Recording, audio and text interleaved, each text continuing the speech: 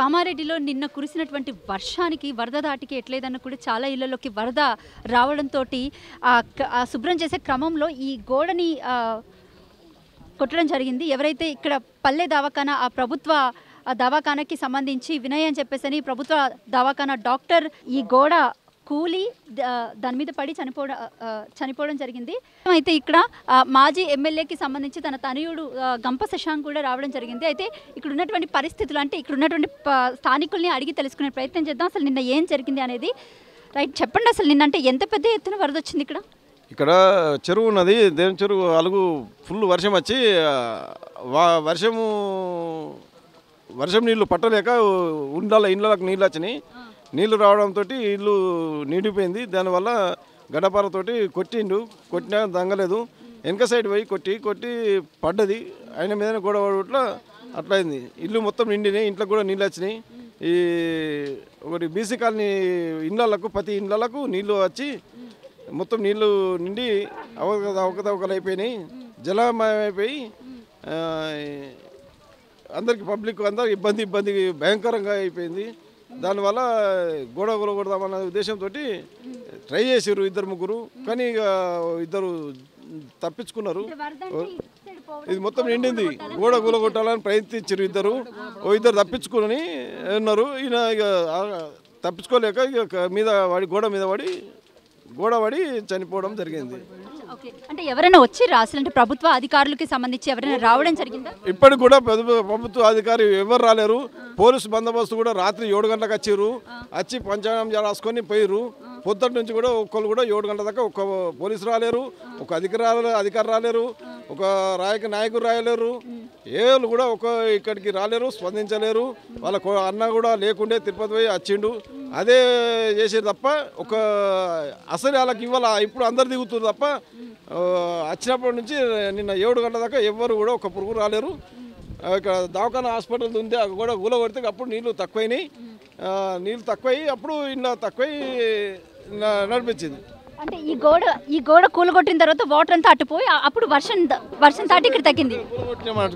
ఇక్కడ పక్కకు దవాఖానా government hospital కూడా ట్రాక్టర్తో కూలగొట్టడం వల్ల ఆ నీళ్లు తగ్గినాయి. ఇక అప్పుడు మనిషి కనబడి అప్పుడు తీయడం జరిగింది. ఒక్కరు కూడా రాజకీయ నాయకులు కానీ ఎమ్మెల్యే కానీ ఎవరు కానీ వార్డు మెంబర్లు సర్పంచ్ ఎవరు కానీ కార్యదర్శి కానీ ఒక్కరు కూడా రాలేరు, స్పందించలేరు. 7 గంటలకు అది కూడా పోలీసు బందోబస్తు పొద్దంతా తిరిగింది తప్ప 7 గంటల దాకా పోలీసు కూడా రాలేదు. 7 గంటల తర్వాత పోలీసు వాళ్ళు వచ్చారు.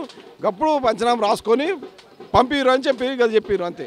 పెద్ద వర్షము మా పుట్టుకల మేము చూడలేదు. అంటే మేము చిన్నగా తన పెద్ద మనిషి ఉన్నాడు, ఆయన పుట్టుకల ఉత్క చూడకుండా బాగా అంటే మరీ బాగా వచ్చింది. కట్ట దిగిపోయే అవకాశం ఉత్క ఉండే. అటు కొంచెం పట్టకాలం అనేది ఉండే, నీళ్ళు వెళ్ళిపోయేది. అక్కడ ఏంటి ఒక బాయిలో నీళ్ళు పోసిరు, మట్టి తీసి ఆడ పోసిరు. ఆ మట్టి వేసుట్లా ఆ నీళ్ళు ఇటు వచ్చినాయి. ఆ కాలువ సాపు ఉంటే అటే వెళ్ళిపోతుండే. అవి వెళ్ళిపోయి ఆ పొల్లగాడు నీళ్ళు బాగా వచ్చినాయి అని వాళ్ళకి తెలియదు. నీళ్ళు వచ్చినాయి మొత్తం ఇంత మట్టి నీళ్ళు వచ్చి ఆ పొల్లగాడు ఆయనకు తెలియదు. మాసంటో తెలుసుంటే ఇక్కడికి తవ్వేస్తుండే. ఆయన గోడ ఇంకా అవతల పోయి తవ్వే వరకు ఏమైంది, నీళ్ళు నిండి గోడ నూకేసింది, మీద పట్టి చనిపోయింది. ఇక్కడికి వెళ్ళి ఈ చెరువు ఓవర్ఫ్లో అక్కడ అలుగుంది. అక్కడ నుంచి మళ్ళీ ఇక్కడ కూడా 2 సైడ్ ఓవర్ఫ్లో అయ్యి వచ్చి ఈ రోడ్కి వెళ్ళి కాంపౌండ్ వాల్ నుంచి 3 ఫీట్స్ వాటర్ వస్తున్నాయి.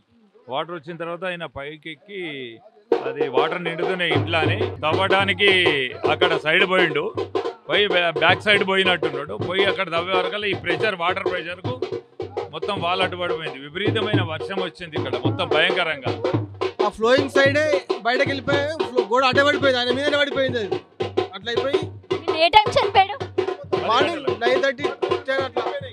వాటర్ మొత్తము ఇల్లు నిండిపోయి ఆయనకు ఎటు దోచకుండా అది కూలగొడతానన్నా పోతే అనే ఉద్దేశంతో గడపర పట్టి కూలగొట్టిండు.